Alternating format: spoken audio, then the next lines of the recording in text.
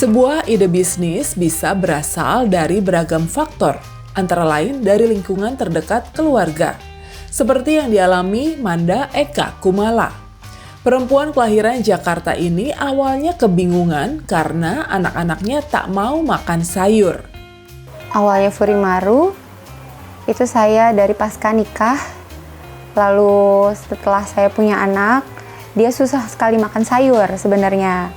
Jadi saya berulang kali ngasih makanan kemauan mereka, tapi ketika ketemu sayur mereka sulit banget untuk nerima. Jadi saya dan suami kebetulan kan chef, jadi putar otak bagaimana caranya buat bikin mereka bisa gampang nih ketemu brokoli, ketemu wortel. Jadi saya bikin saus-saus yang mereka suka dengan awalnya cheese sauce. Basically dari keju mereka suka, lalu saya kembangin jadi sekarang ada 7 varian. Kemampuan Manda bersama Rudy, suaminya, dalam meracik makanan bukanlah hal yang kebetulan. Karena suaminya sendiri adalah seorang chef di sebuah korporat besar, sedangkan Manda pernah menjalankan usaha catering. Obrolan tentang membuat sebuah bisnis kuliner pun berlanjut. Dari awal saya nikah 2 November 2020, kita sering diskusi sehat sama suami, gimana nih mungkin kedepannya mau bikin jadi bisnis serius. Lalu kita coba dengan nama itu Fury, sebenarnya dari suami saya suka film Fury yang sangat menginspirasi dia, lalu dari situ kita pakai nama Kitchen Fury. Kitchen Fury ini setelah berjalan 2 tahun dari 2020 sampai 2022, ternyata di Haki tertolak karena nama kitchen, dapur, dan dapware kalau bisa tidak dipakai. Jadi dengan berat hati customer saya yang sudah tahu dengan nama Kitchen Fury, kita beralih dengan nama Furimaru. Fury, ambisi atau obsesi, semangat. Ma itu Manda saya, dan Ru itu Rudy suami saya. Jadi Furimaru, dan alhamdulillah di Google memang baru the one and only the name Furimaru. Ya, Furimaru, nama untuk sebuah brand yang cukup unik dan kuat. Lalu, bagaimana Manda mengatasi kebutuhan modal awal usahanya? Modal itu kita kalau nggak salah sisa sekitar 5 jutaan, 10 jutaan kurang lebih ya, sekitar itu. Saya coba cerita dan diskusi dengan YBKB, mereka bisa support dengan 50-50 lah begitu. Jadi saya bisa bangkit dengan beli alat-alat dulu, terutama di bahan baku. Setelah bahan baku ada, baru saya bisa berkembang sampai sekarang. Pelan-pelan sih, melalui marketplace juga, cuman lebih banyak di bazar kalau saya, dan PO. Jadi ketika saya terutama lagi mau meeting misalnya atau satu arah begitu, saya bikin PO, drop point di sana, banyak sekali yang ikut PO-nya. Keputusan untuk memilih aneka salad dressing sebagai produk utama pun ternyata didukung oleh ekosistem yang dekat dengan mereka. Semuanya serba on the track. Menentukan segmennya sebenarnya saya, karena kita jalur di salad dressing ya, di saus, saya pakai metode canvas. Jadi itu diajarkan juga kepada UKM ya, melalui pelatihan juga. Jadi metode canvas ini yang menilai, kita harus tahu segmentasi pasarnya seperti apa, dan untuk kalangan yang mencari saus salad dressing ini memang middle up sepertinya. Jadi dari situlah saya mencoba, middle up itu maunya kemasan seperti apa, middle up itu lebih kenalnya dengan e-commerce seperti apa, marketingnya seperti apa, lalu saya jualannya harus bagaimana, dan itu saya ikutin hingga akhirnya bazar, lalu mungkin sekolah-sekolah swasta, lalu modern groceries, lalu apalagi ya seperti konser-konser gitu, saya ngikutin jalurnya. Dan kemasannya alhamdulillah menurut riset juga sebenarnya dari saran-saran yang saya terima, dengan glass jar seperti ini alhamdulillah sudah cukup diterima gitu. Karena memang saya sendiri pelatih Zumba. Jadi saya dengan komunitas gym saya udah tepat jalurnya. Jadi teman-teman saya nyari salad, nyari dressingnya karena mereka mau yang praktis dan sehat. Namun demikian kendala tetap ada, dan yang ini cukup krusial. Kemasan ini memang sudah bagus, cuman memang ada kendalanya sih. Ketika ada e-commerce lalu minta pengiriman, saya waktu itu kirim 3 piece aja, pecah. Jadi memang ini sudah dengan bubble wrap. Bagaimana tidak dengan bubble? Itu yang jadi tantangan saya. Udah nyari sih kemarin berupa ngikutin pameran. Di pameran-pameran ini saya cari kemasan apa yang cocok.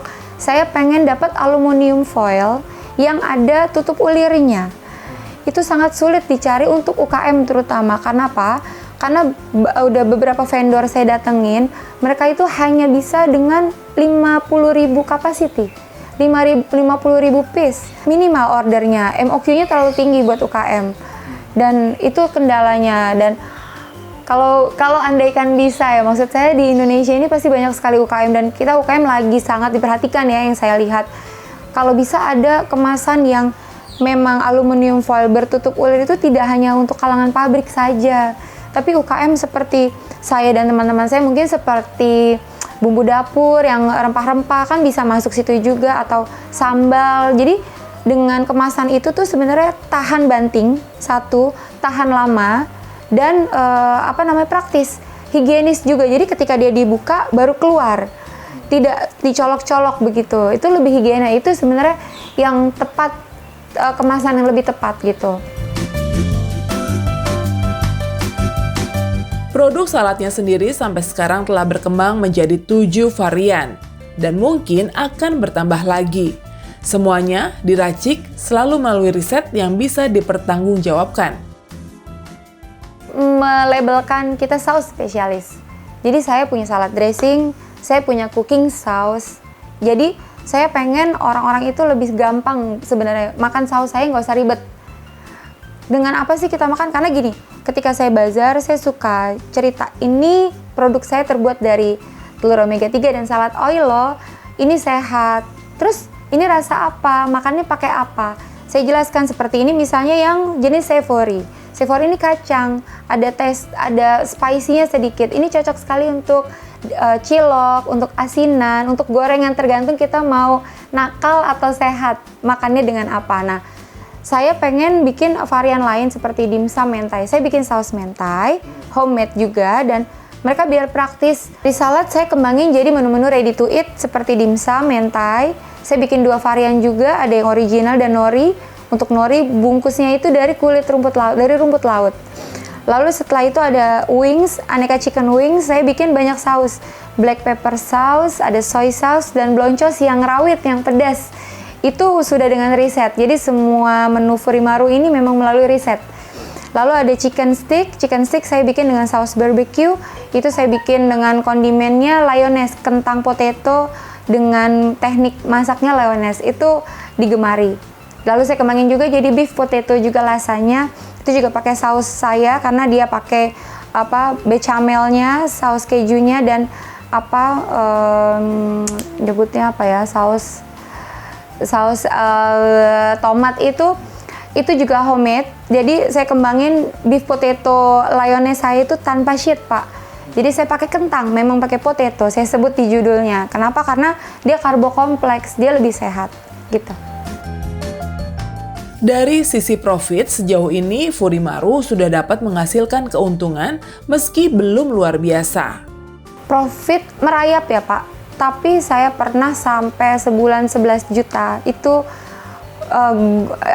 hal terbaik lah saat ini ya, dengan kondisi sekarang. Itu masih profit terbaik saya gitu. Di bazar memang saya pernah di atas 601 juta pernah, Pak. Sekali bazar dalam satu hari. Tapi memang bazar ini kan up and down. Ketika ada tawaran bazar, ada event, dan dia tidak bisa selalu ada gitu. Dan kita harus pintar-pintar juga milih I.O. Karena UKM ini sering sekali sebagai pihak yang istilahnya areanya abu-abu.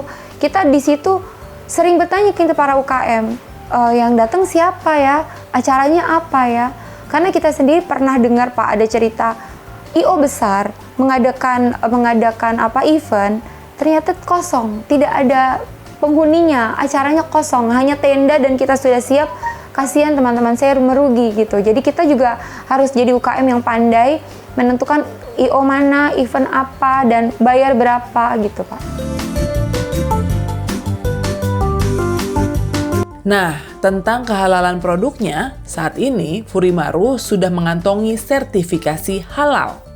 Sudah Ini saya sudah ada halal dan sudah ada izin edar Pak, alhamdulillah. Jadi ini juga prosesnya mengalir gitu. Alhamdulillah kita dapat fasilitasi karena tahu sendiri kalau halal tuh mahal Pak. Kita sebagai UKM itu sangat mencari lubang sebenarnya bagaimana cara kita biar bisa halal. Nah, alhamdulillah kemarin para UKM ini dapat info tentang self declare Pak. Jadi memang di Indonesia ini lagi mengadakan self declare untuk nasional, di mana dia bisa bikin halal untuk produk yang di atas 7 hari, bisa tahan di atas 7 hari. Seperti cookies gitu, seperti makanan kering Pak. Dan ini alhamdulillah bisa juga. Jadi ini alhamdulillah saya sudah dapatkan berikut izin edar. Sertifikasi halal dan izin edar sudah ada. Tentang sertifikasi halal ini, menurut Manda, di kalangan UMKM khususnya, masih ada anggapan bahwa pengurusannya sulit dan merepotkan. Padahal kenyataannya tidak selalu begitu.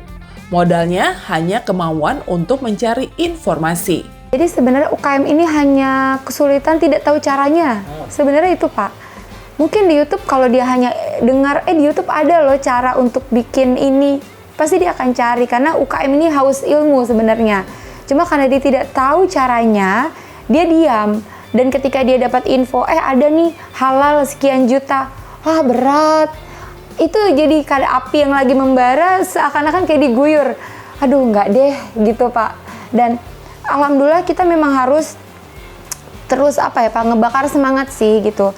Makanya komunitas itu sangat berarti sekali untuk UKM. Karena itu bisa menjamur gitu Pak. Seperti UKM baru mulai misalnya, baru mau pecah telur jadi UKM nih. Kita harus punya NIB dulu Pak, nomor induk berusaha.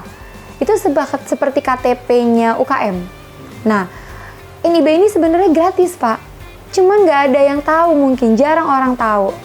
Di YouTube saya cek udah ada kok caranya gitu. Mungkin teman-teman yang UKM bisa cek di YouTube bagaimana cara bikin NIB.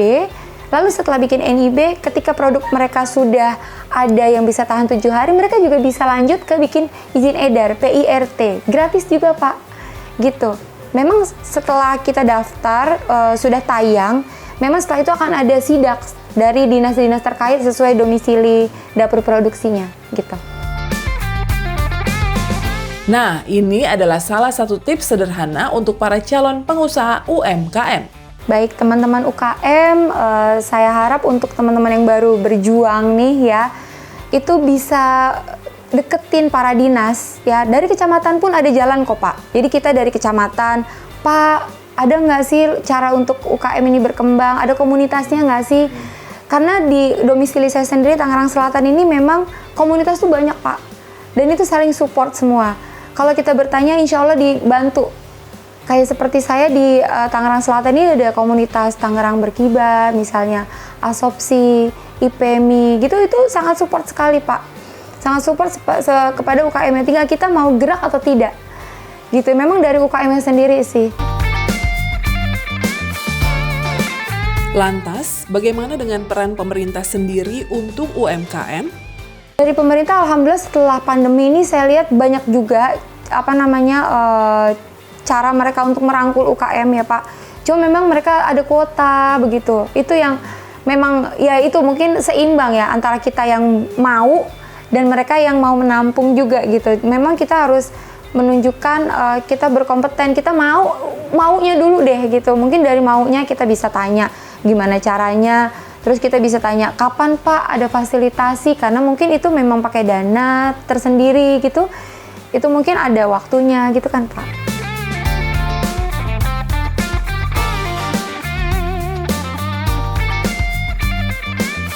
Bagi Manda, Furimaru adalah berkah tak terhingga yang diberikan Tuhan padanya. Menengok kondisi keterpurukan keluarganya dahulu, Manda merasa sangat bersyukur. Sang ibu selalu mendekatkan anak-anaknya pada sang kholik. Ketika saya menjalankan bisnis catering Pak, sama keluarga saya, itu saya sudah pernah sampai jatuh sekali. Terutama setelah ayah saya stroke waktu itu, dan kita sekeluarga memang habis-habisan. Makan pernah dari got gitu, dari kangkung tetangga, beras sampai dituang gitu. Kita cuma punya 10.000, mau pilih mau beli lauk atau enggak gitu. Mama saya sebenarnya yang mengajarkan bahwa kita memang harus genjot, tahajud, zikir. Itu sangat kental di keluarga saya setelah itu, Pak. Jadi dari situ kita genjot, Pak. Memang banyak sekali yang mama saya ajarkan gitu, seperti zikir ya, Asmaul Husna. Itu memang sampai sekarang masih di Ya Latif. Ya Latif itu seperti daya tarik begitu, Pak. Dan saya jalankan ketika saya bazar, Pak. Qadarullah ya, jadi saya pernah bazar di kantor pajak, Pak. Itu selama seminggu kurang lah di sana. Jadi ketika saya datang, ada orang kantor pajak datang dan, "Mbak, saya pesen buat besok acara pagi-pagi ya." "Jam berapa, Mbak?" Saya datang jam 6. Masya Allah, padahal acara baru jam 8 atau jam 10 gitu, Pak. "Mbak, harus jam 6 ya?" "Oke." Saya datang, Pak. Jam 6 saya datang, saya di jalan. Saya kalau nyetir motor tuh selalu zikir, Pak. Jadi daripada saya bengong ya, saya selalu zikir. Entah saya baca Asmaul Husna, entah saya baca ayat kursi gitu. Saya selalu zikir. Jadi, Bapak percaya nggak, setelah saya datang ya, itu dia ambil orderannya kan, Itu, Pak, booth saya, kok tiba-tiba banyak sekali yang datang, kan teman-teman masih sepi, Pak. Habis, Pak, jam 9 pagi, Pak. Itu habis. Jadi, saya sangat percaya dengan keajaiban yang jalur langit saya bilangnya. Ya, menyisir malam dengan zikir. Manda pun berdoa, satu ketika Tuhan mengabulkan satu mimpinya. Harapan terdekat sebenarnya. Ini saya sampai berenang air mata karena saya pengen banget punya roda 4. Saya kemana-mana sampai sekarang bazar, saya masih pakai motor, Pak. Saya bawa gas melon. Itu bener-bener ya mungkin teman-teman saya yang ngelihat, ya Allah, Manda sendiri bawa motor dengan gas melon dan bronjong kanan kiri. Kok bisa sih sejauh itu? Saya ke kantor pajak, Pak, di Kalibata. Jadi dari situ saya memang doa banget saya bisa punya roda 4. Terutama saya udah punya anak 4. Itu saya kalau kemana-mana memang masih dengan roda 4 tapi kebelah 2, Pak. 2 motor. Itu kalau Bapak lihat di lampu merah tuh suka ada yang nanya, "Ibu, bapaknya mana?" Istilahnya Pak, kasarnya ya, kalau lagi nggak sama suami, karena saya harus bawa 3 anak misalnya. Jadi dari situ saya pengen banget punya roda 4. Entah buat keluarga, entah buat bisnis. Itu yang terdekat. Dan yang mimpi saya, harapan saya lebih besar lagi, saya pengen ini tuh bisa punya counter sendiri gitu, Pak, yang memang bisa memudahkan. Karena ketika saya punya customer di kantor pajak tadi, Pak, dia tanya, "Ya Mbak, jauh ya di Bintaro?" "Iya sih Bu, itu central kitchen saya bilang gitu, Pak. Ya dari situ dia agak drop gitu, Pak. Itu sih, Pak, harapan terdekat saya.